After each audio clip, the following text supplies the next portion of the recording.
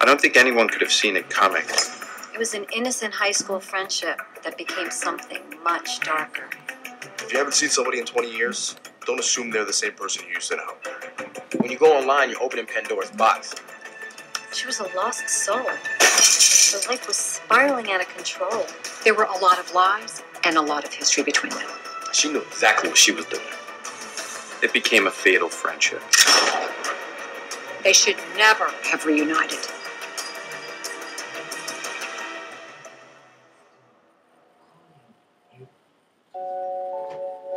Lois Smith was your typical middle-aged divorcee.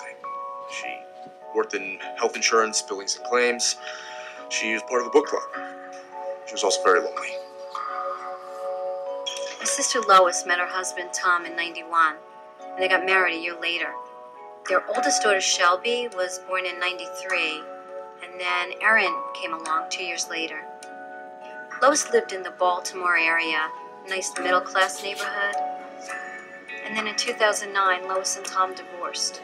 He'd been having an affair, and he walked out on her after 17 years of marriage. Lois was devastated. I feel like such a failure. The days are so long, and it's a constant struggle to fill the hours, and sometimes I just feel so angry. I don't think Lois knew what her role was anymore. Her daughters were at college, her husband was gone, she was all alone and kind of lost. We were all really happy when she started to find new friends.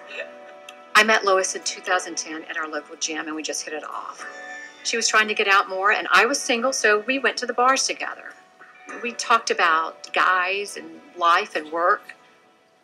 She was only 40. She had her whole life ahead of her. They weren't Lois's real friends. They were her good time friends. My sister says I'm too old to be drinking in bars. She's always been so judgmental. I'm having fun. What's the harm? I didn't mind Lois's partying, but her drinking soon got out of control. One more? Okay. Lois Smith definitely drank to excess on occasion. She also paid the consequences. Drinking was a release for Lois. She was so angry and bitter at the way that Tom had treated her. In 2010, Lois got arrested for DUI and had her license suspended. Despite her suspension, Lois kept on driving. She was sued in civil court 3 times for traffic violations. Lois was looking for ways to fill her time. She became an organizer for her 20-year high school reunion. I think it made her feel important, and she got to get in contact with old friends.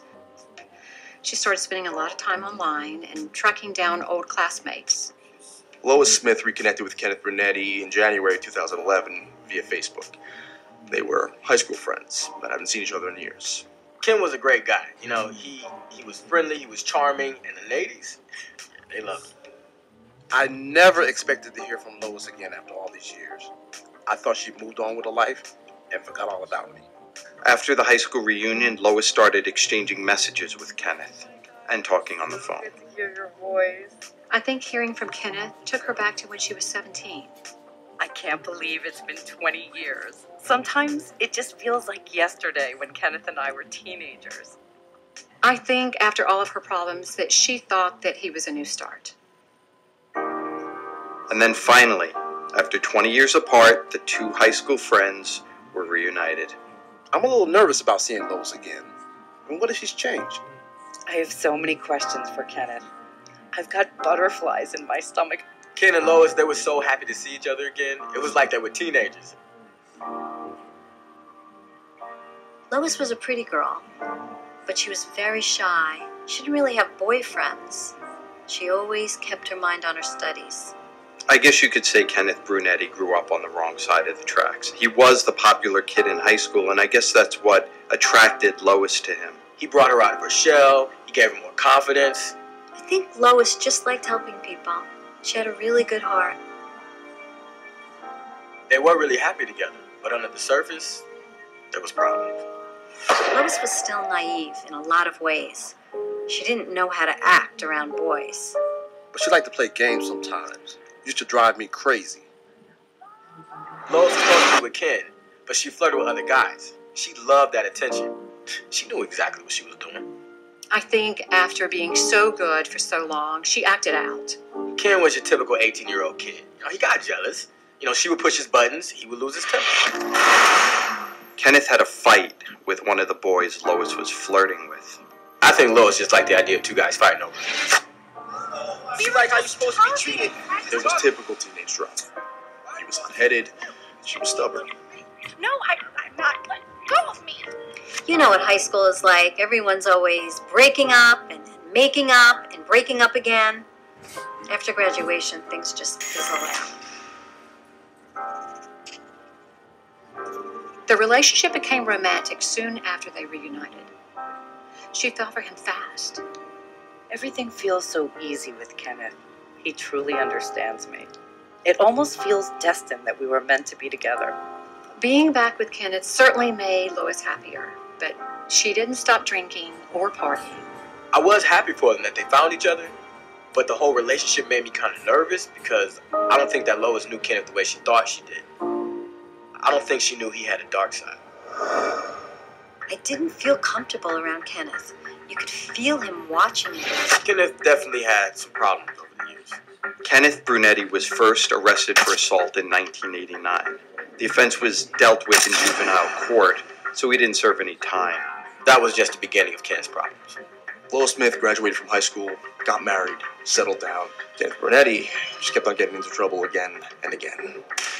He was arrested for theft, credit card fraud, and driving without a license. But it wasn't until 2004 that his crimes really got serious. Brunetti was arrested for armed carjacking and actually served time. I know that when Ken got out, he was really trying to get his life back on track. He was really determined to do things the right way. Lois knew some of Kenneth's history, absolutely. She didn't know the full story, but she knew that he had been in prison and paroled after the carjacking in 2004. Kenneth told me about his past today. It's a lot to take in, but I know it took a lot for him to confide in me. Kenneth told Lois he was trying to turn his life around. In many ways, it was the same high school relationship. She was trying to help him. It was like high school, but it wasn't. 20 years changes people. It changed her, and it definitely changed him. Lois is one of the only people in my life that doesn't judge me. It's one of the things I love about her. Kenneth was definitely trying to go straight, but as time went by, his darker side came through. So did his jealousy. If they were together and the phone rang, he would always want to know who it was. It feels like Kenneth is watching me all the time. He's starting to frighten me. I just never know when he's going to blow up. Lois began to fear her old friend. She never knew when he was going to lose his temper. He was paranoid. Eventually, I told her that she needed to not be around this person. Kenneth had reason to be worried. She would go out to bars, she would drink, and she would get out of control. She liked to push his buttons. Lois can really drive me crazy sometimes. I know how she was in high school, and it seems like she hasn't changed at all. Kenneth was very unhappy with Lois's lifestyle. He saw her going out as an insult to the relationship. I think that deep down Lois knew that Kenneth was bad news, but he could be so persistent and so charming. He made her feel wanted, and she needed that. Ken had a temper in high school, and after 20 years, it didn't get any better. In fact, it got worse. I remember one day he turned violent, and I told her that she needed to get away from him. I know she was definitely starting to have second thoughts. Ken could feel Lois pulling away from him. He just couldn't handle that. It just drove him crazy. Lois had been out at the bars Friday and Saturday night. We know Lois called Kenneth at 2 a.m. on Sunday morning for 10 minutes. They were planning to go on a picnic that afternoon, but Kenneth asked her to come meet him on a woodland trail first. The trail was a well-known walking spot for couples, so there was nothing suspicious about Kenneth's request. About a half-mile down the trail, they left the path. At some point, Lois became aware that Kenneth was armed. She must have been so scared. At first, Lois tried to reason with Kenneth Brunetti, but he wasn't interested in talking. And then he fired. She didn't suffer. I take some consolation in that. After the murder, Kenneth Brunetti stole Lois Smith's phone and bank card. And then he just walked away. At 4:47 p.m., video footage showed Kenneth Brunetti withdrawing $700 from an ATM. Jogger found my sister's body later that afternoon. He hadn't made any effort to cover up the crime. I don't know what Ken was thinking. He had to know he was a suspect. I don't know how he thought he could get away with it. Later that night, Brunetti went to dinner. He acted totally oblivious to the murder he had just committed. How do you do that? How do you just turn off like that? It didn't take us long to track Brunetti down. He was still carrying Lois's stolen ATM card and phone. He denied the murder, but there was so much evidence. You have to be careful who you let back into your life. If only she hadn't sent that message, she'd still be alive. Ken said he loved Lois, and deep down, I really think he did. I just wish they never reunited.